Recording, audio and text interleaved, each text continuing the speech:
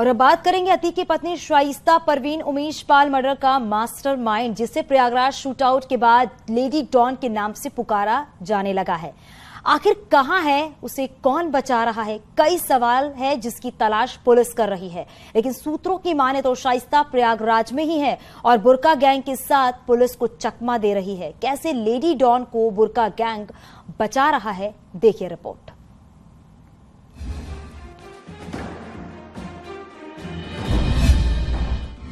प्रयागराज में ही छिपी है शाइस्ता परवीन। लेडी गैंग के साथ चकमा दे रही है लेडी डॉन। बुर्के में कई महिलाएं शाइस्ता के साथ, बुर्के की आड़ में बच रही शाइस्ता, बार बार ठिकाने बदल रही lady don. Umesh Pal murder के बाद अतीक की पत्नी शाइस्ता करीब 2 महीने से फरार चल रही है। शाइस्ता पर इनाम बढ़ाकर 50,000 रुपए कर दिया गया, लेकिन अभी तक शाइस्ता एसटीएफ की पकड़ से दूर है। हालांकि पुलिस प्रयागराज से लेकर देश के अन्य राज्यों तक शाइस्ता की तलाश कर रही है, लेकिन सूत्रों की माने तो शाइस्ता प्रयागराज कौशाम्बी में ही छिपी है। प्रयागराज कौशाम्बी के कछार इलाके में शाइस्ता के छिपे होने की खबर है। शाइस्ता और अतीक की बहन आयशा नूरी के साथ में होने की खबर है।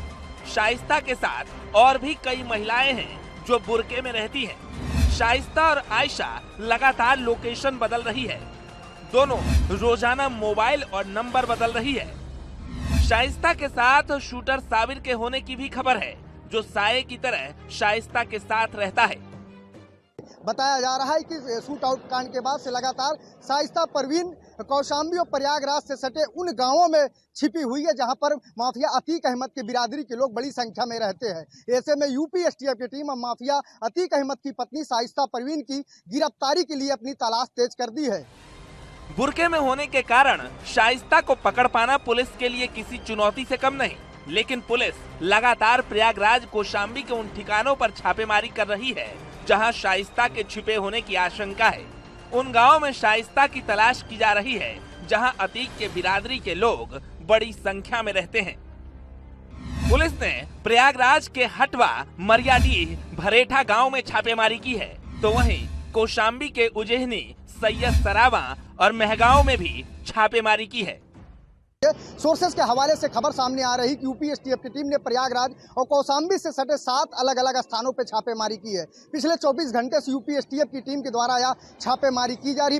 प्रयागराज की बात करें तो हटवा गांव के अलावा मरियाडीह और भरेटा गांव में छापेमारी की गई, जबकि कौशाम्बी के महगांव, सैयद सरामा और उजहिनी खालसा गाँव में छापेमारी की गई। 24 फरवरी को हुए प्रयागराज शूटआउट के बाद उमेश पाल की पत्नी की शिकायत पर अतीक, अशरफ, शाइस्ता, असद समेत 9 लोगों पर मामला दर्ज किया गया था। इस हत्याकांड में बमबाज गुड्डू मुस्लिम समेत 7 शूटर शामिल थे। इनमें से अरबाज, उस्मान, गुलाम और असद एनकाउंटर में ढेर हो चुके हैं, जबकि अतीक और अशरफ की गोली मारकर हत्या कर दी गई है। अब इस मामले में एसटीएफ 3 इनामी मोस्ट वांटेड के साथ अतीक की बहन और अशरफ की पत्नी की भी तलाश कर रही है। शाइस्ता परवीन, जिस पर 50,000 का इनाम है, अभी तक फरार है। शूटर साबिर, जिस पर पुलिस ने 5 लाख का इनाम रखा है, अभी तक फरार है। बमबाज गुड्डू मुस्लिम, जिस पर 5 लाख का इनाम है और अभी तक फरार है। अतीक की बहन आयशा नूरी, जिस पर शूटर्स को संरक्षण देने का आरोप है, वो भी फरार है। जैनब रूबी, अशरफ की पत्नी, जिसे साजिशकर्ता के तौर पर आरोपी बनाया गया है, वो भी फरार है। फिलहाल पुलिस इन सभी आरोपियों की तलाश में छापेमारी तेज कर दी है, लेकिन बुर्के में होने के कारण शाइस्ता को पकड़ने में दिक्कतें सामने आ रही है। उमेश पाल हत्याकांड के बाद से लगातार शाइस्ता परवीन फरार बताई जा रही है। पुलिस की ओर से उस पर 50,000 रुपए का इनाम भी घोषित किया गया है। पुलिस की टीमें थाना संदीपन घाट क्षेत्र के पलहाना गांव में ताबड़तोड़ छापेमारी की जा रही है। तो लोकल इनपुट के बाद पुलिस कौशाम्बी पुलिस हरकत में आई है। माना जा रहा है कि गंगा के तराई इलाके में शाइस्ता परवीन छिपी हुई है, जिसके तलाश में लगातार पुलिस की ओर से सर्च ऑपरेशन चलाया जा रहा है। वीडियो जर्नलिस्ट मनीष कुमार के साथ DS Yadav, news 18 Prayag. Umesh Pal murder के बाद फरार शाइस्ता को पकड़ने के लिए पुलिस की टीम पूरे दिन रात लगी हुई है, लेकिन शाइस्ता का सुराग नहीं लग पाया है। अब शाइस्ता को लेकर कई अफवाहें भी उड़ रही हैं। कोई कह रहा है शाइस्ता खाड़ी देश पहुंच चुकी है, तो कोई कह रहा है शाइस्ता ने बेटे और पति की मौत के बाद खुदकुशी कर ली है। लेकिन इन अफवाहों के बीच सच्चाई क्या है, ये रिपोर्ट देखिए।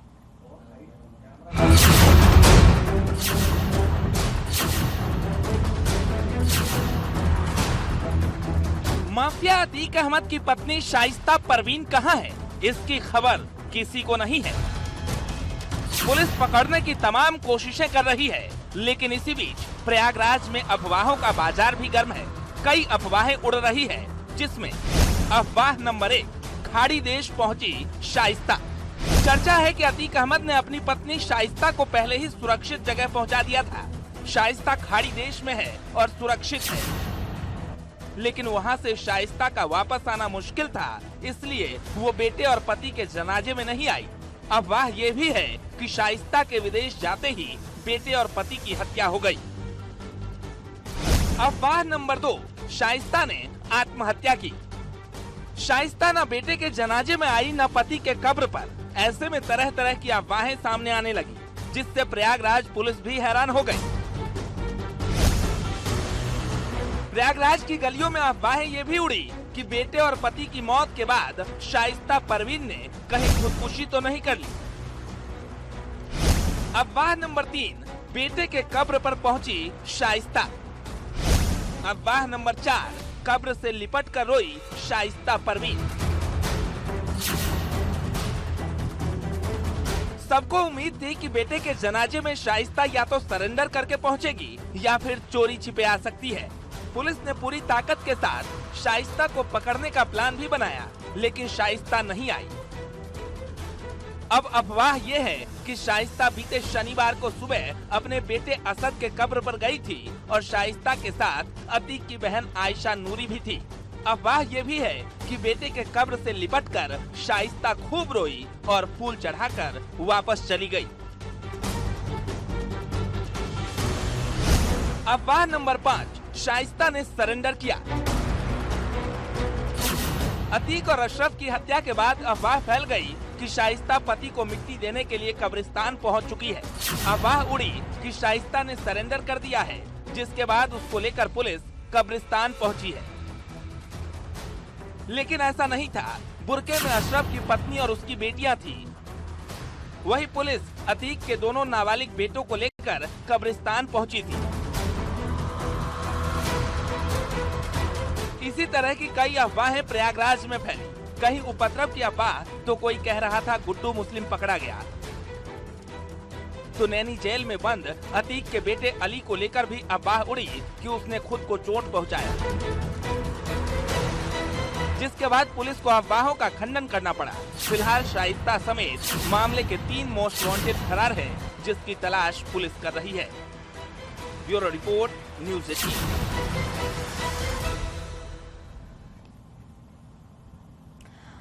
शाइस्ता और बचे शूटर्स की तलाश में लगातार पुलिस छापेमारी कर रही है, लेकिन इसी बीच असद और एक बिल्डर के ऑडियो चैट वायरल हो रहा है, जिसमें इमरान नाम के शख्स का बार बार जिक्र हो रहा है। बताया जा रहा है कि इमरान अतीक का करीबी रिश्तेदार है, लेकिन दोनों के बीच 36 का आंकड़ा था और यही वजह है कि कयासों का बाजार गर्म है कि कहीं अतीक के करीबी ही उसके जान के दुश्मन तो नहीं बन गए।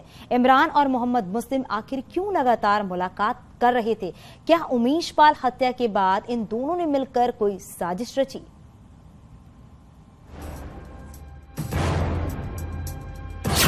अतीक के मर्डर के पीछे कौन?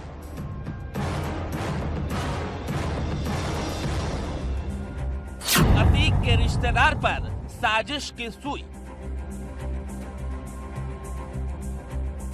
क्या अतीक के करीबियों ने रची साजिश? असद के वायरल ऑडियो में साजिश का शक।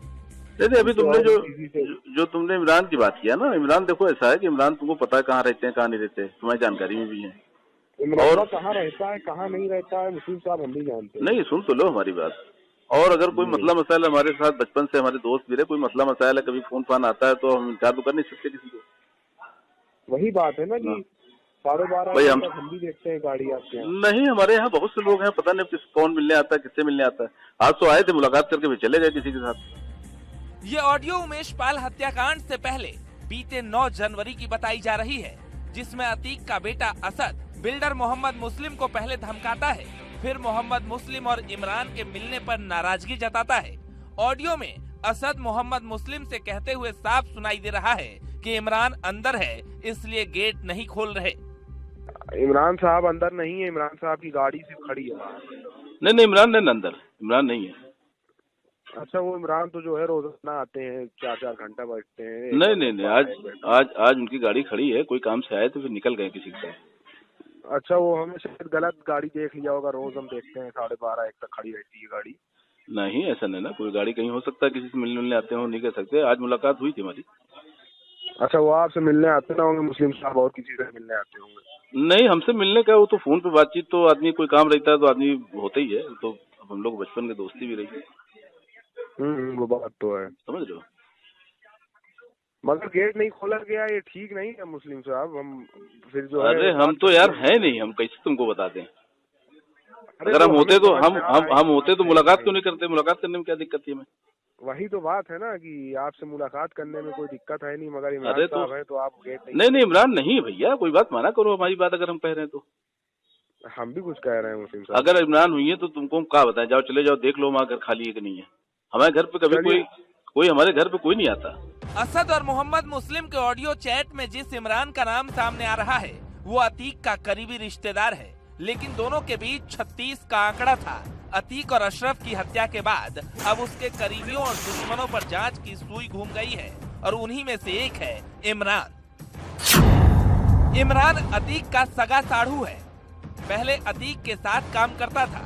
मनमुटाव के बाद अतीक से इमरान अलग हो गया। अतीक के बेटे अली को इमरान के भाई जीशान ने जेल भिजवाया। इमरान और अतीक के बीच 36 का आंकड़ा था। इमरान और मोहम्मद मुस्लिम के बीच गहरी दोस्ती थी, और यही वजह थी कि जब असद ने बिल्डर मुस्लिम को फोन किया तो इमरान का नाम लेकर नाराजगी जताई। इतना ही नहीं, असद ने जेल में उमर से मिलने के लिए भी बिल्डर मुस्लिम को कहा, लेकिन वो इस ऑडियो में कन्नी काटता नजर आया। यही वजह है कि कयासों का बाजार गर्म है कि कहीं अतीक के करीबी ही उसके जान के दुश्मन तो नहीं बन गए। इमरान और मोहम्मद मुस्लिम आखिर क्यों कर रहे थे लगातार मुलाकात? क्या उमेश पाल हत्या के बाद इन दोनों ने मिलकर कोई साजिश रची?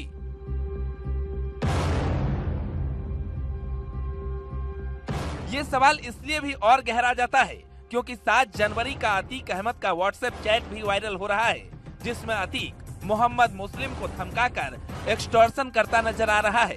चैट में लिखा था कि उसके बेटे को डॉक्टर इंजीनियर नहीं बनना है, और पैसे के लिए धमकी भी दी गई थी। माना जा रहा है कि दोस्त का दुश्मन दुश्मन होता है। कहीं इमरान ने अपने दोस्त मोहम्मद मुस्लिम के साथ मिलकर कोई साजिश तो नहीं रची थी? फिलहाल पुलिस मामले की जांच कर रही है। Bureau report, news 18।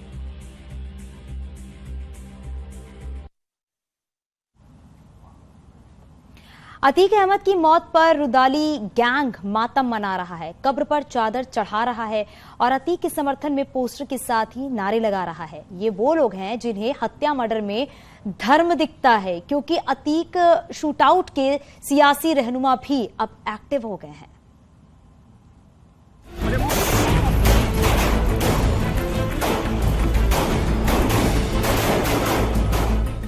जिसने 44 साल तक उत्तर प्रदेश में आतंक फैलाया, जिसने गरीब, लाचार और मासूमों की जमीन पर कब्जा जमाया, जिसने सियासी संरक्षण के बूते नेताओं को दौड़ा दौड़ा कर मारा, उस अतीक के अतीत को भूल सियासी दल उसका गुणगान कर रहे हैं। उस दुर्दांत माफिया को शहीद बता रहे हैं और पोस्टर लगाकर माफियाओं का हौसला बढ़ा रहे हैं।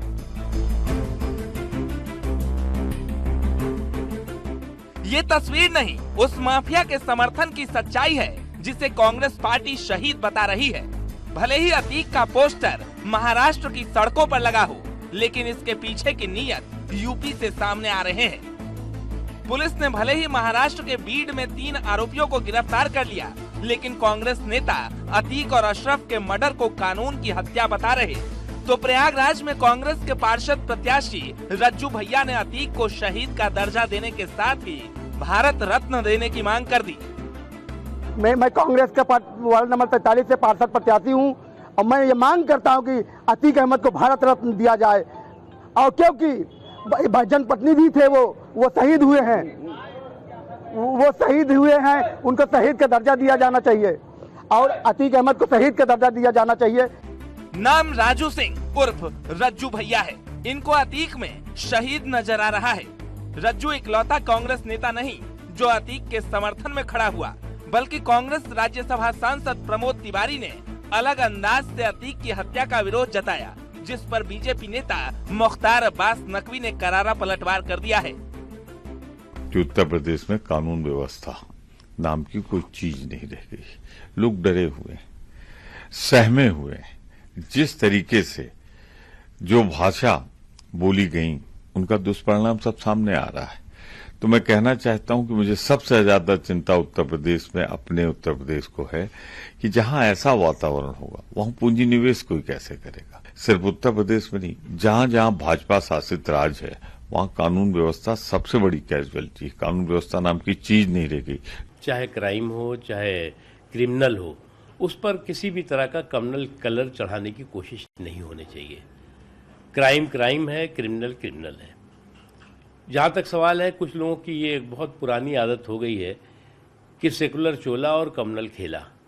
तो सेकुलर चोले में जो कम्युनल खेला करने वाले लोग रहे हैं, वो हर ऐसे मौके का इंतज़ार करते हैं, हर ऐसे मौके की तलाश करते हैं जिसमें वो क्राइम पर, क्रिमिनल पर कम्युनल कलर चढ़ा करके और उसका पॉलिटिकल एक्सप्लॉइटेशन करने की कोशिश करें, लेकिन वो एक्सपोज हो चुके हैं, फेल हो चुके हैं। उत्तर प्रदेश में लगातार जनाधार खोने वाली कांग्रेस पार्टी के नेता माफिया अतीक को महान बता रहे, उसकी हिमायत कर रहे और माफिया को शहीद का दर्जा दिलाने की मांग कर रहे हैं।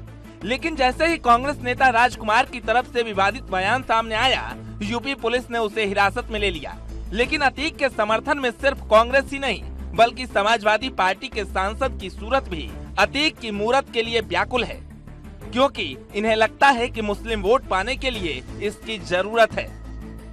पुलिस को ये है कि पुलिस ने जो कुछ इस वक्त काम कराया है, यानी सरकार ने, गवर्नमेंट ने, यूपी गवर्नमेंट ने जो उनको पुलिस की कस्टडी में मरवाया है, तो साफ जाहिर है कि जुल्म हुआ, इंसाफ नहीं हुआ। अगर नीयत ठीक होती तो वो अदालत को भेजते, उसको जेल में बंद रख के और वहाँ मुकदमा चलाते उन पर, और अदालत के अंदर, अदालत में फैसला होता।